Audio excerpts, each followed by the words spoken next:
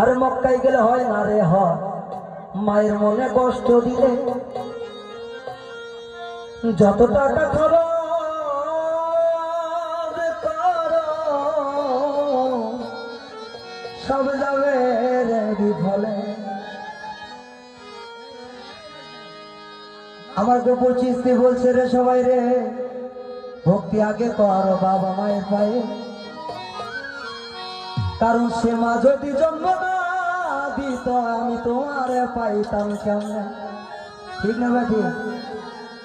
যদি মা বাবা আমাদেরকে জন্ম নেই ত্রিভুবনে না নিত, আমরা গুরু গোসাইয়ের ধরা পাইতাম না বা টেরা পাইতাম না। কারণ আমরা তো মানুষ রুখি, এখন তো অনেকে অনেক ধরনের হয়ে গেছে নাকি বাবা? যে সত্য বল সুপথে চলো রে আমার মন লালন সাইজির বাণী, কিন্তু আমরা সত্য পথে যাইতে পারি না। পিছন থেকে কে যেন ওখানে ডাকে, এখন মনে লোভে পাবে মৃত্যু, বা আমরা আছি লোভের দূর। একজন ভক্ত তার গুরুর কাছে শুধু চাই, শুধু চাই। এখন গুরু এখন মন বোঝার জন্য বলতেছে, পাগলা তুই জনে তো চাস, তোর পরে দিনে।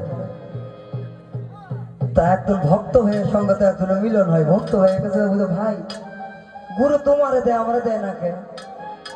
ঠাকুর কইতাছে গুরুর দরবারে যা তুমি কি বলো, গুরু আমাকে এটা দেন এটা দেন ওটা দেন আমি যেন ভালো থাকি।